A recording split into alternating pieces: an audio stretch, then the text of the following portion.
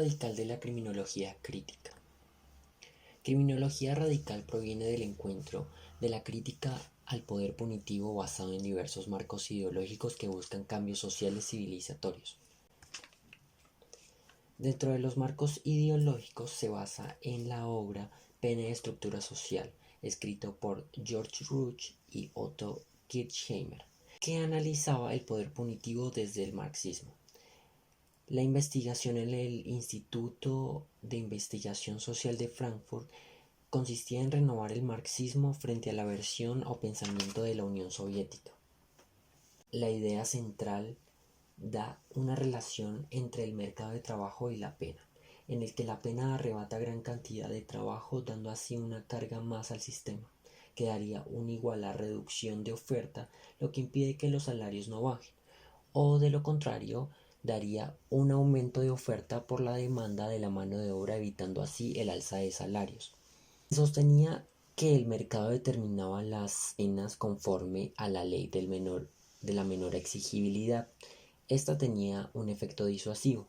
Las condiciones de vida carcelaria debían ser inferiores en contraste a las peores de la sociedad libre. Es así que en 1979 se da un debate por parte de la obra Carcere e Fabbrica, escrito por Dario Melosi y Massimo Pavarani, en el que tenía como tema central un debate, y este era: la pena y estructura social pecaba por exceso de economicismo, lo que no negaba la importancia del mercado de trabajo y que opere bajo el carácter de disciplinamiento en el surgimiento del capitalismo. Asimismo, la obra da una similitud entre cárcel y fábrica, siendo un programa de disciplinamiento que procuraba la oferta de mano de obra capacitada.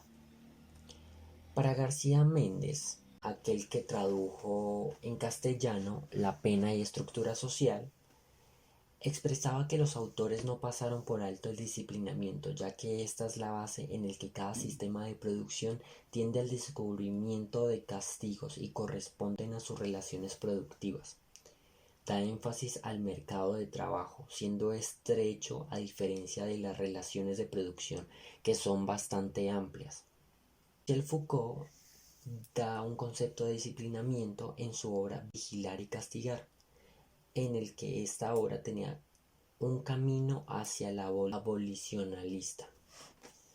Para Foucault, el poder punitivo no es un espectro negativo de la prisionización, como el positivo, en el que el modelo panóptico se entiende a toda la sociedad en forma de vigilancia.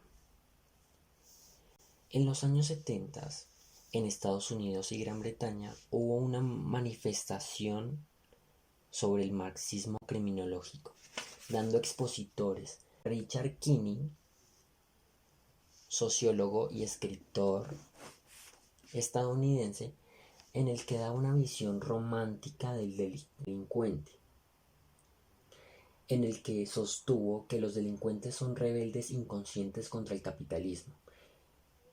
Y asimismo expresa: el poder punitivo es aquel instrumento que da represión al servicio de las clases hegemónicas. Por otro lado, William Chambliss, criminólogo y sociólogo de los Estados Unidos, da una postura menos lineal y considera que el poder punitivo es un instrumento del capitalismo. Pasando al marxismo criminológico, en el ámbito norteamericano, sostiene una racionalidad del delito como respuesta a las contradicciones del capitalismo, dando así que quien nos asalta en la calle sin saber lo que estaría obrando racionalmente en contra del sistema.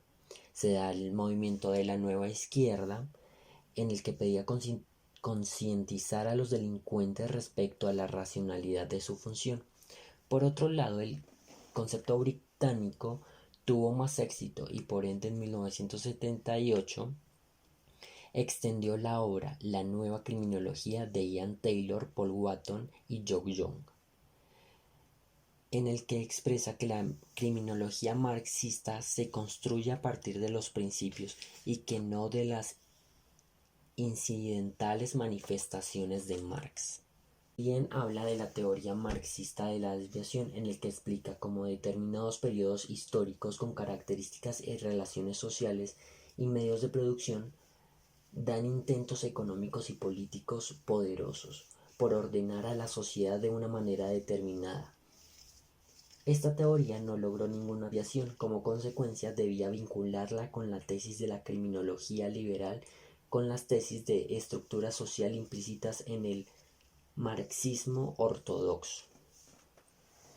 Este pensamiento da carácter dinamizante en el que aparta a Marx por el desprecio de Le Pen, permitiendo entender que los criminólogos marxistas y que en plena sociedad de consumo perdían la confianza por la fuerza dinamizadora y revolucionaria del proletariado y la depositaban en la marginación social.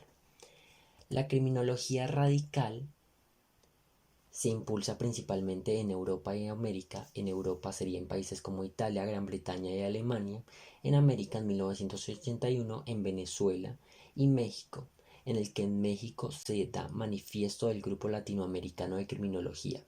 Entre sus expositores está Emiro Sandoval Huertas, de Colombia, en el que fue asesinado por la masacre de la Corte Suprema de Justicia el 6 de noviembre de 1985, hacia el abolicionismo y el minimalismo, dado por Hoffman, escritor y sociólogo canadiense, en el que se basaba en la experiencia manicomial de las instituciones totales, dando crítica al manicomio.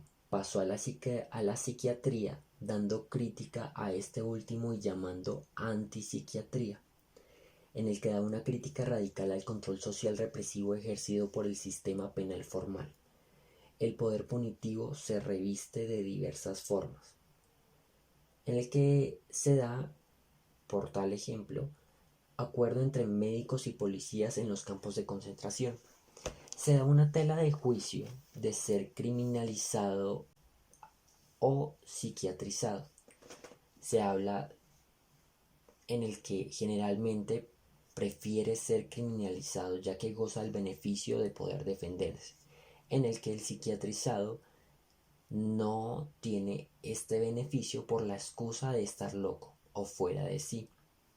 Asimismo, expresaba que el ser psiquiatrizado evoca un sentimiento de pretendida piedad. Para Thomas Szasz, profesor, psiquiatra y científico húngaro, da una comparación del sistema psiquiátrico y la Inquisición, en el que la medicina reemplaza a esta teología, siendo en los papeles el alienista sería el médico y el paciente la bruja. Pasando por la corriente antipsiquiátrica, que se da en un auge de 1980 y 1990, como precursores está Branko Baxalia de Italia, Ronald Lane de Escocia y David Cooper de Sudáfrica, en el que expresa que la enfermedad mental como una respuesta política, a lo que la persona antes de las contradicciones de poder se encaminaba a la locura, por lo que no debe matarse sino politizar que constante que la persona como agente del cambio social. En este movimiento se ha considerado los derechos de los pacientes psiquiátricos, en el que se tiene en cuenta que no es para nada recomendable los medicamentos psiquiátricos que suprimen toda resistencia al dolor. A pesar de ser un avance del fármaco, físicamente arruina a la persona en cuestión. Pasando por la desmanicomialización es un resultado práctico importante, siendo este la reducción de la institucionalización al mínimo para evitar el deterioro de la persona. Este es un paralelo a la abolición del manicomio y la antipsiquiatría, y con referencia al sistema penal que fue formado así la abolición penal, denominado como nuevo abolicionismo. El movimiento tuvo gran impulso en los 70s y 80s con influencia de Michel Foucault, ya que su pensamiento se resiste a las clasificaciones y evitar las etiquetas. El movimiento tuvo auge más que todo en Europa y América. Para este movimiento participaron Luc Hulsmann, un holandés en el que manifiesta la irracionalidad del poder punitivo en cierta forma, su derivación teológica, lo que vincula el planteamiento de Sass en psiquiatría. Por otra parte está Nils Christie, que en su obra Los límites del dolor en 1981, su tesis central es que el poder punitivo inflige intencionalmente el dolor, por lo que postula alternativas y no meras limitaciones. Asimismo, Thomas Mathiesen, en el que expresa que el poder punitivo, como fagocitario respecto de las demás actuaciones que lo expresan, a lo que procura comprometer e incluir en su discurso y acción. Personaje importante del abolicionismo está Ruth Morris, socióloga canadiense, en el que plantea que la fe del poder punitivo es una religión en el que el mundo actual idolatra como protector en la sociedad errada por su dogmática equivocada. En conclusión, el abolicionismo consiste en la desnaturalización del poder punitivo, en el que éste debe justificar su existencia, mas no a la inversa. De la criminología crítica se pasó al desbande. Se refiere a criminología administrativa, aquello que pretende que las opiniones académicas se limiten a discutir una técnica eficaz de contención de los pobres. Los pensadores sostienen que la criminología crítica fracasó, a lo que se propone la criminología administrativa. Para los criminólogos más serios no desapareció la criminología crítica. Por lo contrario, se ha profundizado. Sin embargo, se cuestionan qué es lo que ha llamado al realismo, de dónde proviene el impulso crítico con más crítica. Diferencias. La diferencia está que para los países centrales europeos, el poder punitivo propio de los estados está enfocado al bienestar y a sociedades de consumo. A diferencia de Latinoamérica, que es este poder punitivo que ha estado bajo el populismo, es así que nuestros estados son incompletos e incipientes. Este populismo ha ampliado las bases de ciudadanía real, en los que estos mismos los desbarataban o estaban en vías de hacerlo. La crítica de la criminología central no correspondía a nuestros sistemas penales, ya que este poder punitivo solo buscaba contener a los excluidos, siendo causa de lo anterior por los estados gendarmes y corruptos. Por ende no cabía el concepto de resocialización. Es así que en nuestras cárceles son semejantes a campos de concentración en el sentido de que los presos en su mayoría eran procesados o son procesados y su condena es aún desconocida. Están privados de la libertad por la mera duda. En la década de los 70, en los países centrales el estado gendarme tomaba más fuerza gracias a personajes como Friedman y Hayek, que son gurúes del Festival del Mercado, Reagan, Thatcher y Bush, en el que expresaban que los pobres debían mantenerse al margen. Roosevelt es aquel comunista considerado como alguien despreciable, y Keynes como el marxista irresponsable. Es así como toda actuación estatal era ineficiente y corrupta. El mercado era lo único racional en el mundo. El Estado permitía esa libertad para eliminar a los más débiles. Herbert Spencer, nacido en 1820, y fallecido en 1903, naturalista, filósofo, sociólogo, psicólogo y antropólogo del Reino Unido, estaba conforme con aquel mundo corrupto, ya que confirmaba sus teorías, entre esas la de la raza superior existente, que debía defenderse de los inferiores. A estos inferiores se refería a países periféricos, inmigrantes, excluidos de países centrales. El estado de carácter supremacista que no limitaba el derecho a la lucha por parte de los inferiores, cuando en realidad sí lo limitaba. Por lo anterior, el derecho penal en Estados Unidos presentaba desproporcionalidad de penas por la menor infracción conforme a la tolerancia, siendo así un estado neoestalinista, demostrando terrorismo en contra de los pobres y racistas. Había una frase en la que decía: negros en su lugar y negro que moleste, le cortamos la cabeza. La importancia que le daban a la cocaína sobre los llamados indios del sur. Esa cocaína a precios bastante elevados. Exaltaba de cierta manera a las personas claras y transparentes, es decir, prefieren a un garófalo racista que no escondía nada de su ser, en contraste a los cobardes que disfrazan su transparencia. A pesar de que los países de la periferia eran considerados como inferiores, estos también adoptaron este clasismo y diferencia notoria de clases, en los que los superiores reclamaban fidelidad por parte de sus inferiores, que asimismo consideran como mortales enemigos. En aspectos generales, lo más propendente es que, a pesar de la diferencia de clases, la victimización se presenta en clases menos favorecidas, es decir, entre ellos mismos se rivalizan y matan. Entre esta misma clase pobre salen los policías para ejercer un control civil.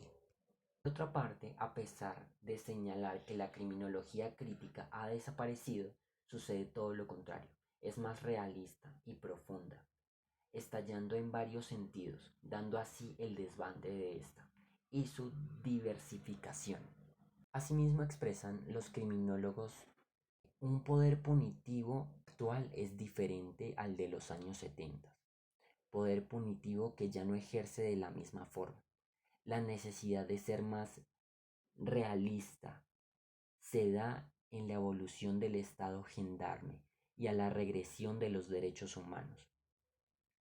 Conforme a Latinoamérica, el realismo actual que vive con base al poder punitivo, y no solo en Latinoamérica, sino en los países centrales, en que un golpe relevante para los criminólogos y pierda en ellos una descarga de adrenalina crítica, a pesar de exponer que nuestra realidad frente al centro, ahora es cuando ellos empiezan a vivir eso como lo es un poder punitivo desencarnado.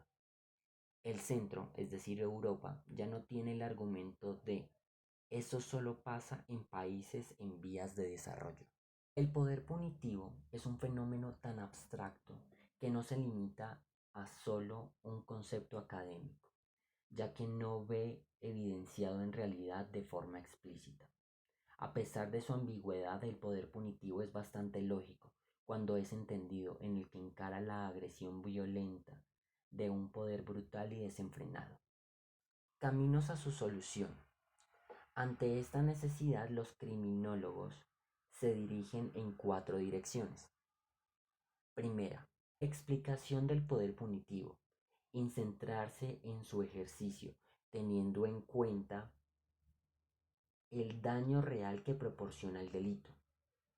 El daño real se fija en la victimología. El siguiente camino es la criminología vindicativa, mostrando como único enemigo el delito común, provocando así el pánico moral. Sin embargo, oculta otros peligros y daños mucho más graves en su curso, siendo esta un paradigma del daño social. Tercero, el renacimiento violento del spencerianismo y su estado gendarme, siendo un nuevo parto letal para los criminólogos.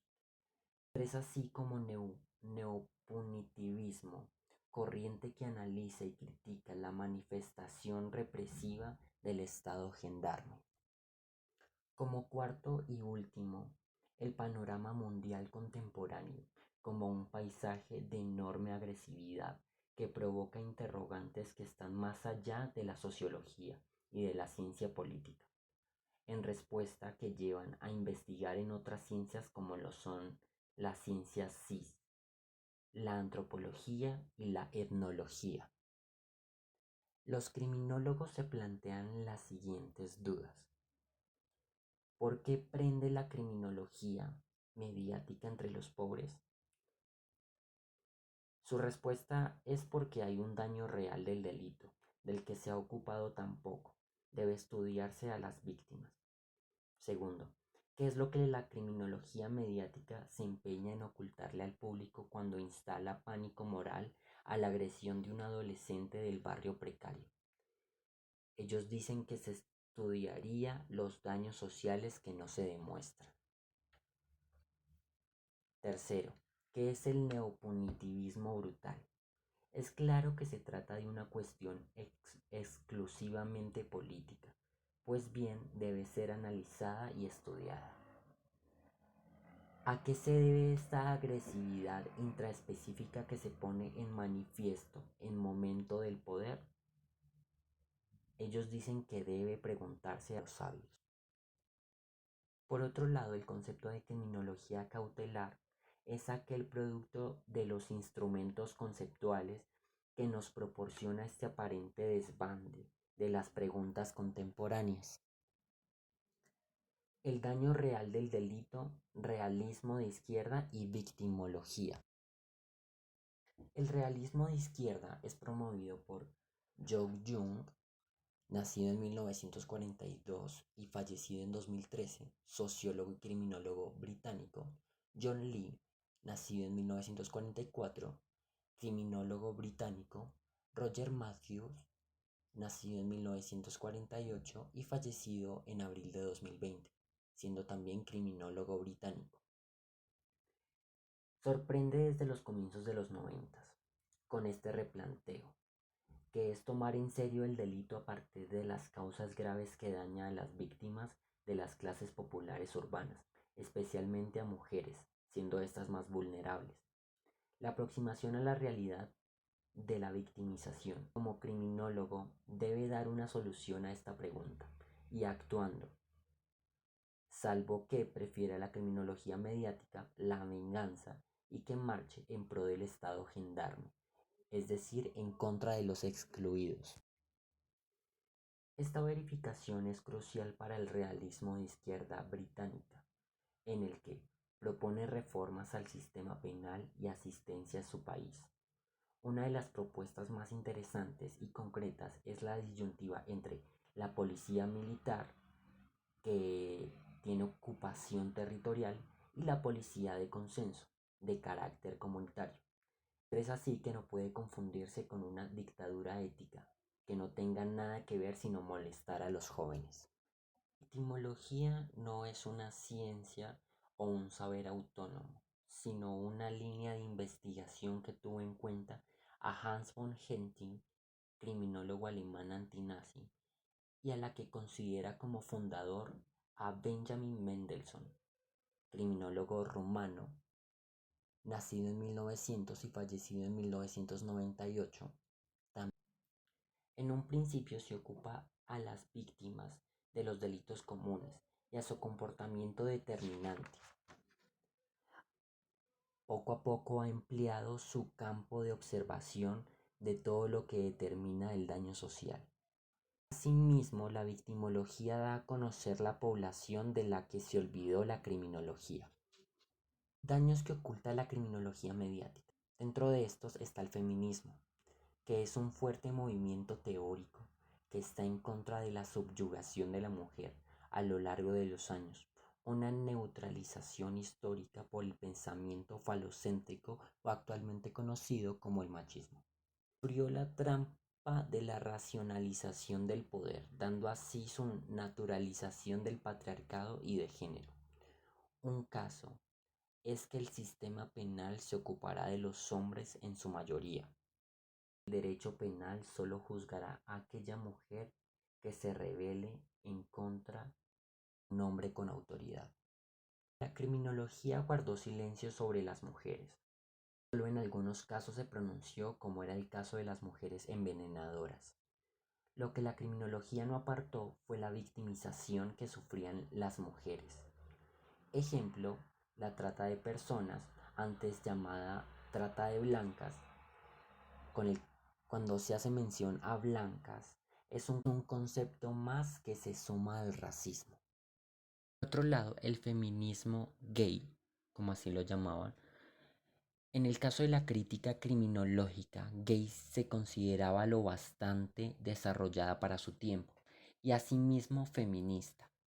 Los aportes serían estudios de John Boswell, nacido en 1947 y fallecido en 1994, siendo escritor e historiador de los Estados Unidos. Por otro lado, los relatos de persecución nazista, ensayos de Guide a Oscar Wilde y la condición homosexual de Michel Foucault. Por último, Stanley Cohen llama la atención de lo que llama la sociología de la negación, que nos condiciona a una indiferencia moral. Su libro Estados de negación de 2001, en los que demuestra lo que la sociedad está al tanto de la población victimizada, que ésta sigue con lo suyo sin tener algún tipo de empatía. Por otro lado, los autores Paddy Hilliard, Christina Pantasis, Steve Thomp y David Gordon, en su obra Tomando en serio el daño, buscaba ir más allá de la criminología, abarcando temas como pobreza masiva, hambre, violaciones masivas de derechos humanos, masacres estatales, privilegios heterosexuales, etc. Homicidios estatales o crímenes en masa. La criminología académica guarda silencio con base a los crímenes en masa. Dentro de estos autores hacen mención al tema Leo Alexander en 1948 y Sheldon Glueck en 1944 sobre crímenes de guerra. Por otro lado, Wayne Morrison, nacido en 1956, profesor de leyes británico, en su libro Criminología, Civilización y el Nuevo Orden Mundial de 2006, Morrison hace mención a que Hobbes separa el espacio civilizado del no civilizado. Todo el pensamiento de Hobbes fue quebrantado, ya que el espacio civilizado fue interrumpido por el no civilizado. Es así que se hace alusión en el que Bush borra los límites del espacio civilizado con un aspecto de cero tolerancia para con Irak y así declararle la guerra, dando confusión entre un acto criminal y la guerra, como fue presentado el 11 de septiembre. Por lo anterior se genera una duda. ¿Podemos globalizar las estadísticas criminológicas? Según Quetelet, es complejo dar un porcentaje de una sociedad pequeña. Lo será aún más para la sociedad mundial. Se expresa el juzgamiento de los campos de concentración nazista, ya que la víctima era la humanidad, concretamente judíos, gitanos y gays. Los grandes crímenes de la historia son excepciones del campo criminológico, tal como es el caso del Holocausto nazi, y quienes realizan estos actos crueles eran personas normales. Una vez pasando este genocidio, las personas volvían a la vida social sin ningún tipo de problema, es decir, algún tipo de sanción. Se pone en contexto como la Tupac Amaru, en el que descuartizaban gente públicamente para ratificar su poder a través de la coacción y el miedo. Se tiene en cuenta como excepción de todo lo estipulado en la Convención de Ginebra. Neopunitivismo, en el que se le da prioridad o beneficio según su raza y nacionalidad. Es así que por cada 20 negros hay 3 en la cárcel y por cada 100 norteamericanos hay uno. Aquel privado de la libertad por cualquier crimen no podía votar. se expulsa de las viviendas sociales a su familia, se le priva de todos los beneficios sociales. En los años 70 se dio pena de muerte a más de 1.300 personas, incluyendo a menores y enfermos mentales. Con todo lo anterior, se realizaban campañas políticas junto con el estandarte de todos esos logros, cuando no lo eran. Contaba con características inquisitorias y asimismo con métodos inmorales de la investigación. David Garland, profesor de Derecho y sociólogo británico nacido en 1955, expresa en su obra La cultura de control en 2001, afirma que la sociedad posmoderna sufre de una esquizofrenia, por lo cual tiene en cuenta la criminología cotidiana, que se agota solo en los delitos menores. Habla de la criminología de la vida, incorporando el delito como algo normal en riesgo. Este depende no de un riesgo moral, sino de un riesgo de obstáculos físicos que privan de la oportunidad. Criminología del otro. Constaba de la venganza, es decir, que todo aquel hombre peligroso debía ser eliminado para que no contaminara a los demás. Tomaba el delito como algo grave y bastante abusivo.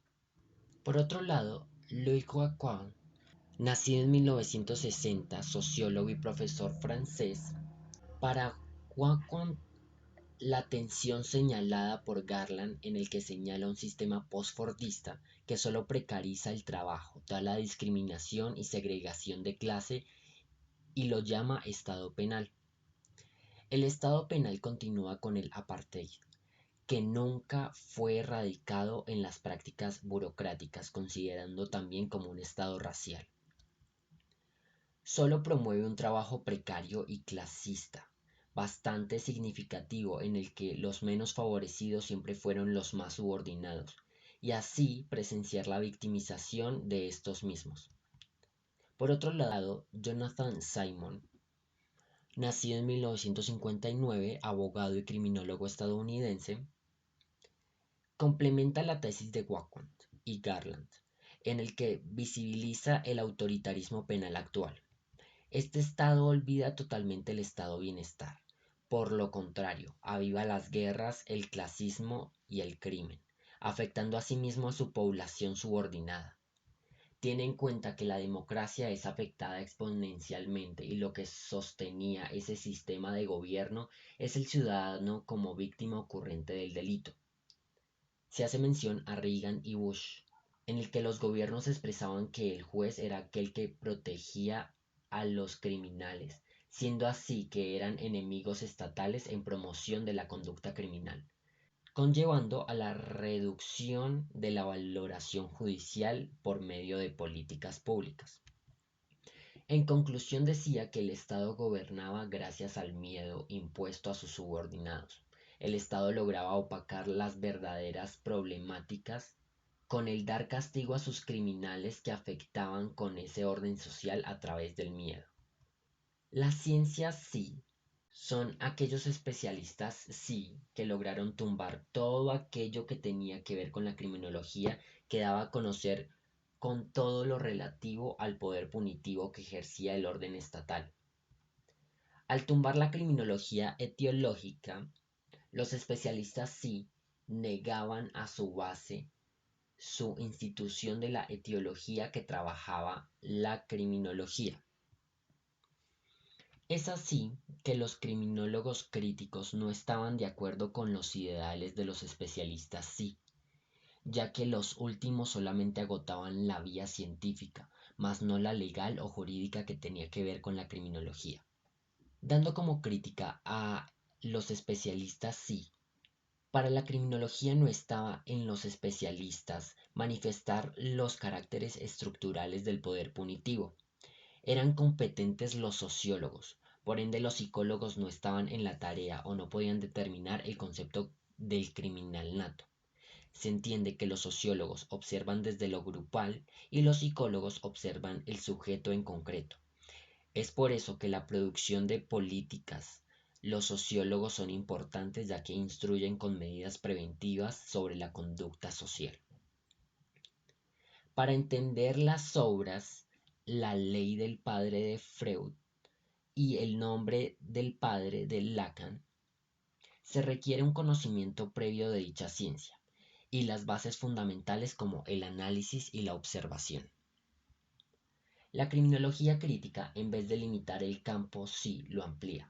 Los especialistas sí deben informar sobre esas nuevas conductas o comportamientos presenciadas en ese individuo, dando así etiquetas determinadas que no puede vulnerar al sujeto, por lo cual debe estudiarse y saber cómo abarcarla. Viktor Frankl, nacido en 1905 y fallecido en 1997, neurólogo, psiquiatra y filósofo austriaco, quien vivió la experiencia de estar en un campo de concentración, en el que lo plasma en su obra Logoterapia, o también llamado El hombre en busca de sentido.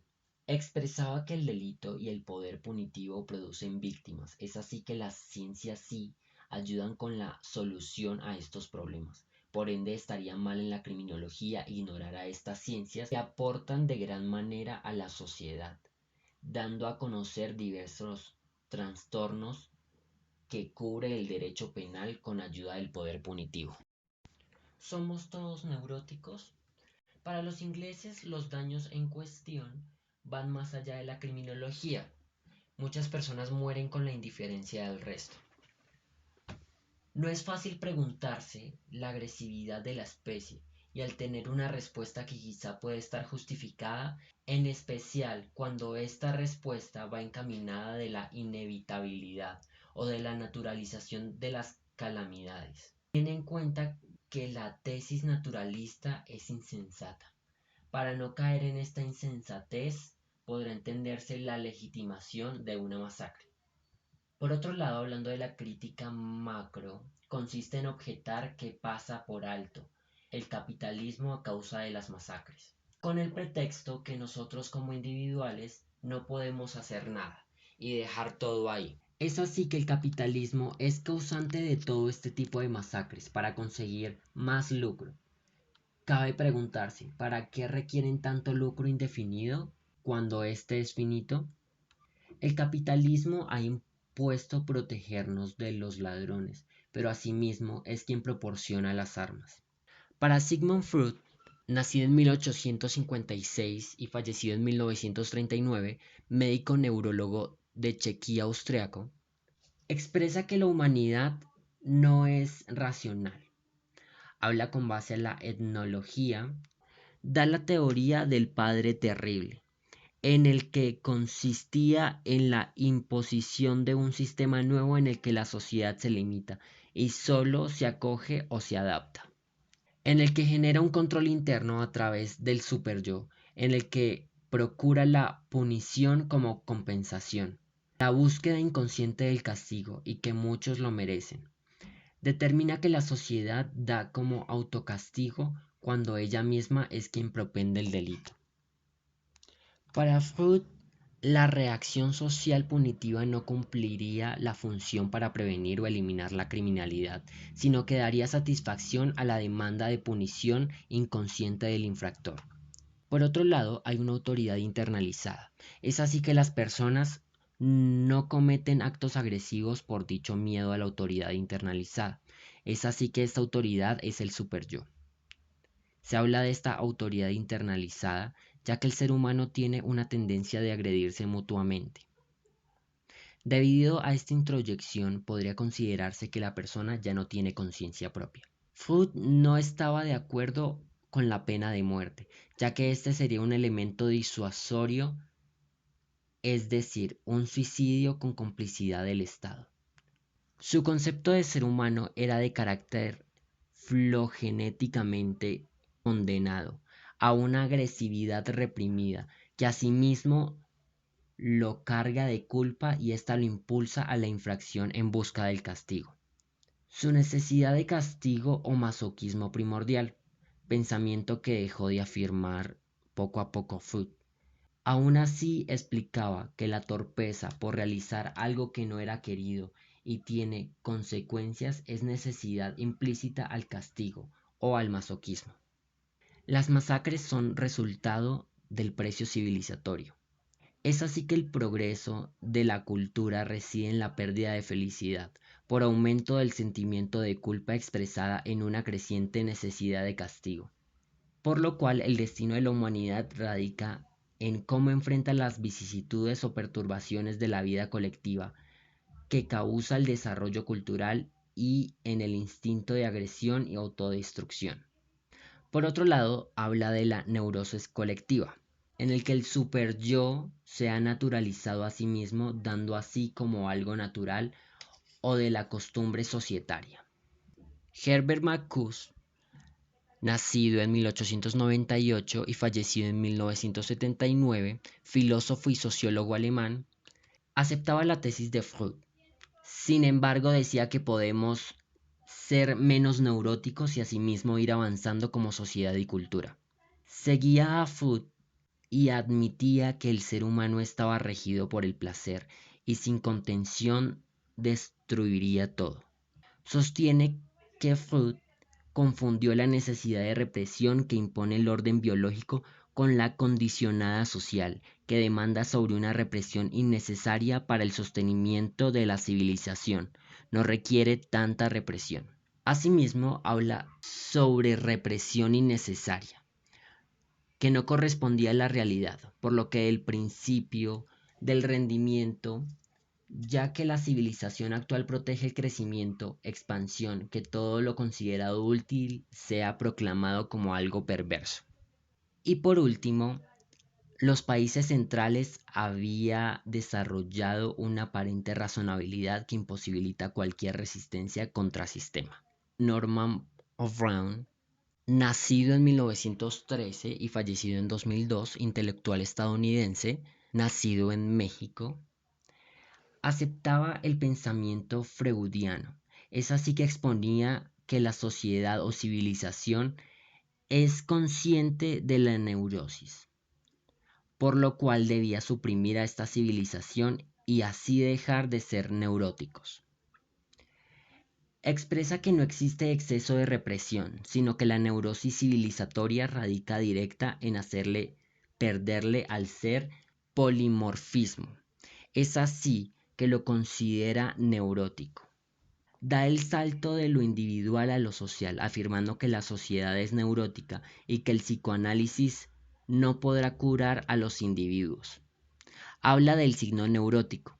Es una búsqueda no solo de bienes, sino de poder, siendo que entre más bienes, más poder. Por otro lado, para alcanzar este polimorfismo, se requiere de una libertad de potencialidades. René Girard. Nacido en 1923 y fallecido en 2015, crítico literario, historiador y filósofo francés, habla de la teoría de la mimesis, que aplica a la civilización actual.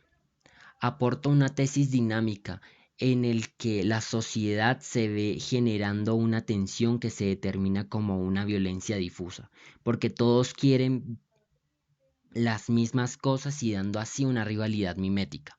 Por consiguiente, lleva a parecer o superar a quien tiene las metas que ya tengo. No consta de un aspecto del simple sobrevivir, sino que quiere la similitud que tiene el otro. Por lo cual los grupos comienzan mirándose y terminan imitándose. Tanta similitud de metas a tratar que esto pasa a ser una violencia ilimitada. Tanto así que las metas similares pasan a un segundo plano e incluso a olvidarse, pasando a una mimesis de apropiación a una mimesis por antagonismo. Señala diferentes víctimas sacrificables, que son tales por su idoneidad canalizadora en cada sociedad sin que eso lo determine ninguna previa identificación óntica. Esta víctima requiere que sea extraña, que no sea del todo diferente.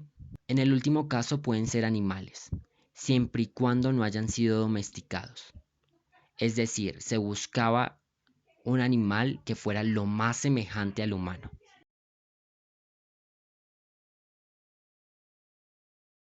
Desviaciones de los capítulos tratados. Vertiente radical de la criminología. La desviación por tratar es la coacción psiquiátrica. Como trata el capítulo esta desviación por medio del abolicionalismo, en el que consta proteger los derechos mínimos de los pacientes sin que estos sean victimizados por coacción o políticas públicas. Como se sabe, los derechos fundamentales son base para toda la sociedad y cualquier Estado. Esta abolición consiste en el minimizar la institucionalización con el fin de evitar el deterioro de la persona. En Colombia, el decreto 658 de 2013 reglamenta e implementa la ley 16 de 2013, que tiene por objeto garantizar el derecho a la salud mental de la población colombiana, más que todo en niños, niñas y adolescentes, mediante la promoción de la salud y la prevención del trastorno mental, preceptuada por el artículo 49 de la Constitución, con enfoque a proteger la vida y a la promoción de la salud.